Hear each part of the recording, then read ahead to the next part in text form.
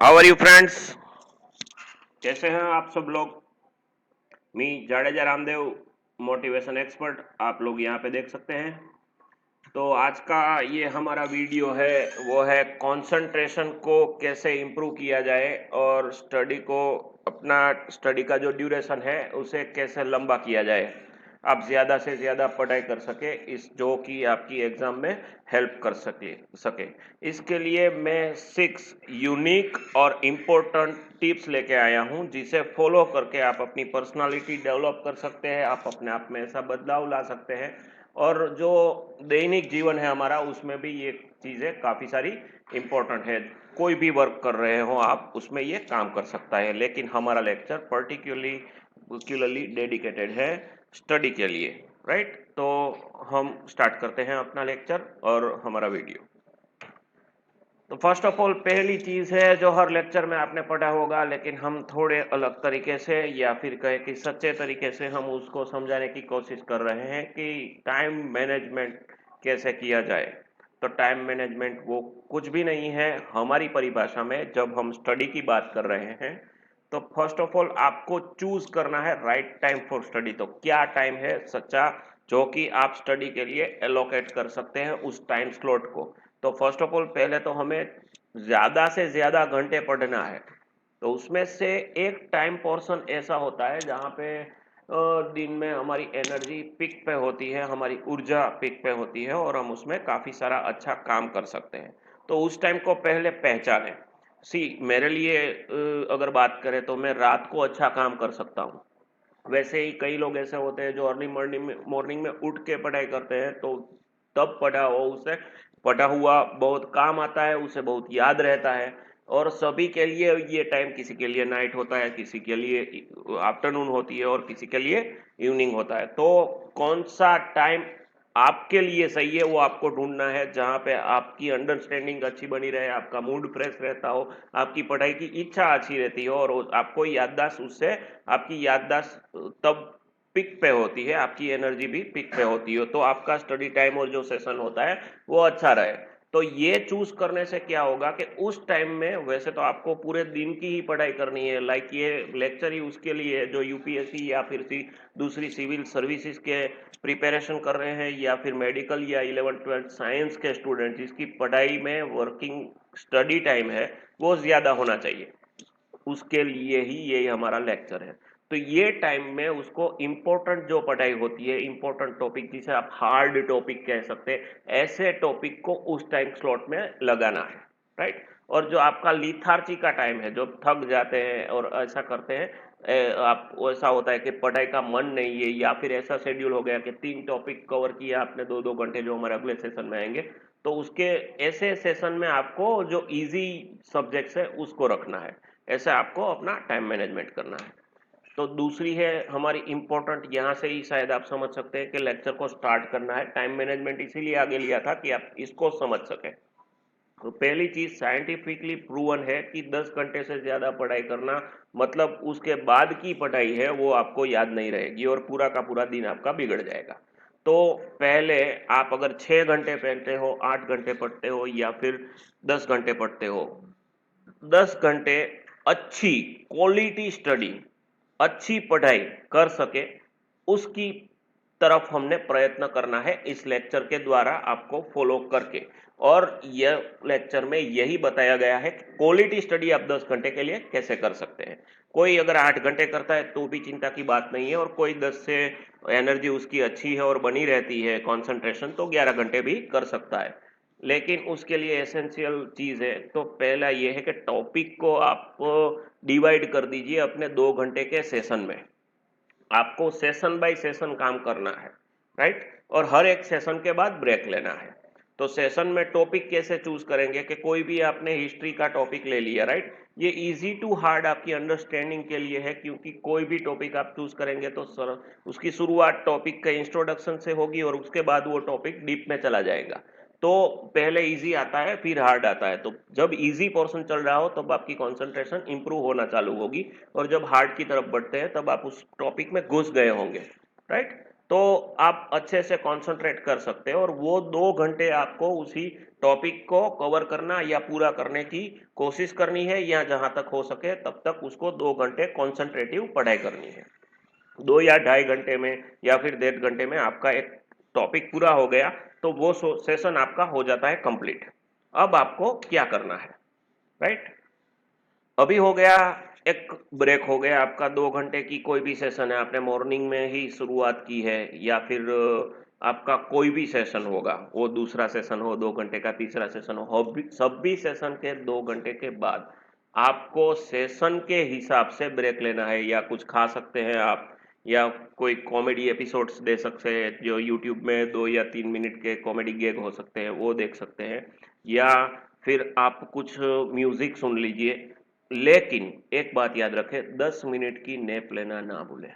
Nap है वो sleep नहीं है। नैप ऐसा होता है, एक झपकी ले ली आपने, ये 10 मिनट की झपकी, आप 2 घंटे की जब सेशन करते हैं, जो पूरा का पूरा उसमें आपका माइंड यूज होता है, तो माइंड भी एक प्रकार से आप बोले कि थक जाता है, क्योंकि उसकी एक्टिविटी ज्यादा रहती है। हम 2 घंटे दौड़ते हैं तो हमें भी कहीं बैठने की जगह चाहिए, और जैसे ही बॉडी ही ढूंढता है बैठने की जगह, ऐसे ही माइंड स्लीप को ढूंढता है, राइट? तो जो 10 मिनट की नैप है ना, उस वो माइंडलेस स्लीप, आपकी साउंड स्लीप होगी, साउंड स्लीप का एक पोर्शन होगा, उससे माइंड को एक ब्रेक मिल जाएगा और आप रिफ्रेश हो जाएंगे, राइट? तो आपने 2-3 मिनट या 15 मिनट का जो ये आपने 15 या 20 मिनट का जो गैप लिया है ना, उस गैप में आप मैक्सिमम रिफ्रेशमेंट के लिए एक्टिविटी कर सकते हैं। ये 10 मिनट की नैप है, उसमें उपयोगी होगी। एक वीक के ये आपका शेड्यूल के बाद ये नैप आपके लिए इतनी रिफ्रेशिंग होगी, और आप नए सेशन के लिए जब आप चालू होंगे 20 मिनट के बाद, तो आप शायद सुबह उठे हो तब जैसा आपका मूड हो, ऐसा ही मूड होगा, राइट? तो अभी उसके बाद के इंपॉर्टेंट पॉइंट्स है, जैसे ही आपने पहला अपना टॉपिक पूरा किया, राइट, कोई भी टॉपिक पूरा किया, उसके बाद आंखें बंद करके उस टॉपिक में की हुई चीजें को याद करना है। याद रखिए, ये रिवीजन नहीं है, अपने मन में ही आपको दोहराना है। कि मैंने हिस्ट्री का टॉपिक लिया, उसमें ये 5 सब टॉपिक थे, ये 5 सब टॉपिक को जैसे आप याद करेंगे ना, आपकी फोटोग्राफिक मेमोरी, क्योंकि आपने अभी पढ़ा है, तो वो फोटोग्राफिक मेमोरी सभी चीजें आपको जल्दी से रिवाइंड करके दिखा देगी। या 3 या 4 मिनट में क्विक रिप्लाई आप रिवीजन कर दीजिए अपने माइंड में।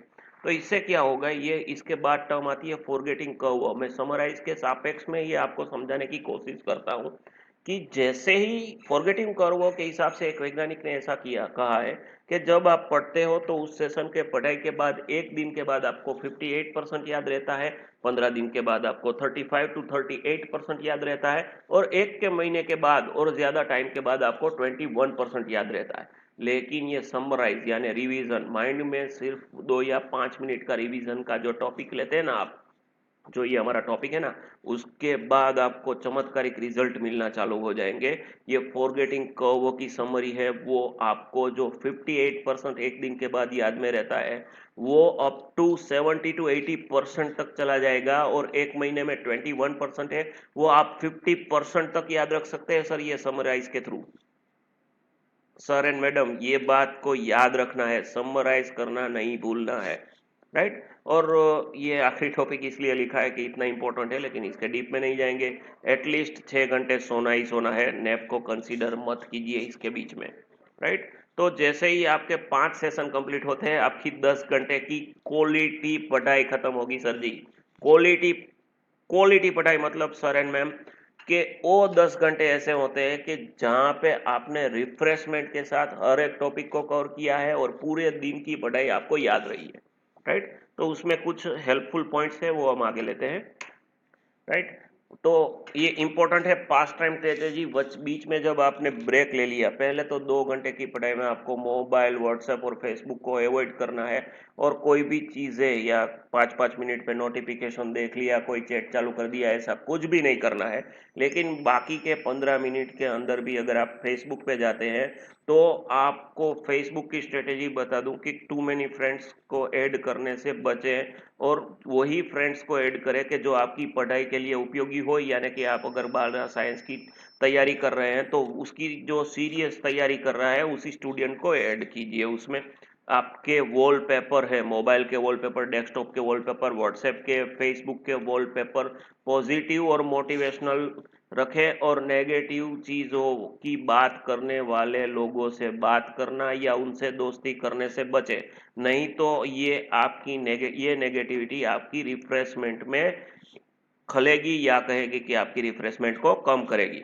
और स्ट्रेस को अवॉइड करना है सर जी, राइट, ये बात याद रखिए। इसी बात को हम कवर करते हैं मेक योर एनवायरनमेंट। ये एनवायरनमेंट ऐसे बनेगा कि आपके आसपास पॉजिटिव वॉलपेपर से, फेसबुक में भी रिलीवेंट फ्रेंड्स है, व्हाट्सएप में आप ग्रुप ऐड मत कीजिए, ब्रॉडकास्ट जहां से मटेरियल आ रहा है वो ऐड किएगा तो वो 1-to-1 चैट नहीं होगा, सिर्फ आप अपने के लिए नीडफुल चीजें हैं वो एक्सेप्ट कर लिए है, राइट। और अगर वो रिलीवेंट फ्रेंड्स आपने ऐड किए हैं तो आपकी क्वेरी सॉर्ट आउट करने के लिए ही उसके साथ आपकी चैट होगी। तो व्हाट्सएप के लिए आप अगर दिन के लिए आधा घंटे देते हो तो ऐसा रिफ्रेशमेंट दीजिए जो आपकी पढ़ाई में इंटरेक्शन बना रहे और काम में आए, ऐसा होना चाहिए ये, राइट। तो इस तरह से सोशल मीडिया और मोबाइल को यूज करना है जो आपकी पढ़ाई की कमजोरी ना बने लेकिन मजबूती बने। उसके बाद आता है फूड। फर्स्ट ऑफ ऑल आपको हम लंच में ऐसा खा लेते हैं कि हैवी फूड खाने के बाद आलस आनी चालू हो जाती है। तो ये फूड के ऊपर कोई लेक्चर नहीं है क्योंकि मैं न्यूट्रिशन के से कोई रिलेट नहीं करता हूँ। तो मैं ये कह रहा हूँ कि सिर्फ ज़्यादा टाइम खाएं। और मैंने बोला था कि आप 2 घंटे के बाद में कुछ लाइट नाश्ता कर सकते हैं। मीन्स नाश्ता ऐसा होना चाहिए कि आप जूस ले सकते हैं, green vegetables, fruits, nuts and milks. ये चीज़ें आपको ज्यादा टाइम लेनी है और बचे अपना फूड हैवी लेने से, राइट। लाइट फूड लेना है और ऐसा फूड लेना है जिससे आपको लिथार्जी फील ना हो, जिससे आपका पेट भारी ना हो और आपको आलस ना हो। इससे आपकी एनर्जी बनी रहेगी और हेल्थ को भी मेंटेन करना है तो आपकी हेल्थ भी अच्छी रहेगी। अभी ये टॉपिक मैंने इसलिए कवर नहीं किया है, this is very important. Warm water पूरे दिन गुनगुना पानी पिएंगे तो साइंटिफिक रीजन ये है कि गुनगुना पानी पीने से आपकी हेल्थ अच्छी रहेगी, दिमाग अच्छा रहेगा, पूरा का पूरा जो शरीर है उसके सभी तंत्र यानी कि हमारे शरीर के तंत्र, रुधिराभिसरण तंत्र, पाचन तंत्र, सभी चीजें, सभी तंत्र, मगज का भी कोई एक तंत्र है हमारे दिमाग का, तो वो भी अच्छा रहेगा। कोल्ड वाटर लेने से बचे, राइट। इसमें डीप में नहीं जाएंगे, इसके डीप में हम नहीं जाएंगे। और मेडिटेशन को अपने डेली रूटीन में शामिल कीजिए। आप ब्राह्मी कर सकते हैं, अनुलोम विलोम कर सकते हैं, भस्त्रिका कर सकते हैं या ब्रीथिंग एक्सरसाइज कर सकते हैं। इससे आपको फायदा होगा अपने कंसंट्रेशन को इम्प्रूव करने में। ये टॉपिक को ज़्यादा टाइम इसलिए नहीं दे रहा हूँ क्योंकि इस टॉपिक के ऊपर काफ़ी सारे लेक्चर बन चुके हैं। आपको स्टडी में ध्यान में रखने के लिए ही सिर्फ इसको कंसंट्रेट करना है। 10 मिनट या 15 मिनट का वॉकिंग ले लिया और 5 या 10 मिनट का मेडिटेशन, यानी कि मेडिटेशन में आपने अगर एक अच्छा सा बुद्धा का म्यूजिक सुन लिया 10 मिनट के लिए जो आपको डिटेच करता है, राइट, तो वो अच्छा रहेगा। आप किसी मंदिर में चले जाइए, वहां पे आप दर्शन करते हो और आपको अच्छा लगता है तो वो भी कीजिए, राइट। तो ये मेडिटेशन एक एक्सप्लोर किया हुआ सब्जेक्ट है, मैं ये नहीं बोल रहा हूँ कि पर्टिकुलर ये कीजिए, कोई भी चीजें कर सकते हैं। ब्रीदिंग एक्सरसाइज से आपके अंगों में ऑक्सीजन की मात्रा बढ़ेगी, इससे आपकी सजगता बढ़ेगी, इससे आप होंगे अवेक, आपकी अवेकनेस बढ़ेगी और आप जो चीजें करना चाहते हैं उसमें कंसंट्रेशन ऑटोमेटिक बढ़ेगा। ये चीजों वीडियो पॉज करके एक बार फिर से सुन लीजिए और पूरे के पूरे टॉपिक है उसमें से मैं क्या कहना चाहता हूं इसको समझे और इसको अपने जीवन में उतारने की कोशिश कीजिए। आपकी पर्सनालिटी में चेंज होगा और जो एग्जाम क्रैक करने का आपका मोटिव है वो 110% दोस्तों मैं गारंटी देता हूँ 110% वो आपका फुलफिल होगा। एक बात याद रखिए, अगर वीडियो आपको अच्छा लगा तो जो ये तैयारी कर रहे हैं उस स्टूडेंट को शेयर कीजिए। गुड बाय, जाडेजा रामदेव आपके सामने फिर आएगा मोटिवेशनल लेक्चर लेके, कोई नया सा टॉपिक लेके जो आपको स्टडी में हेल्प करेगा। Good bye and signing of.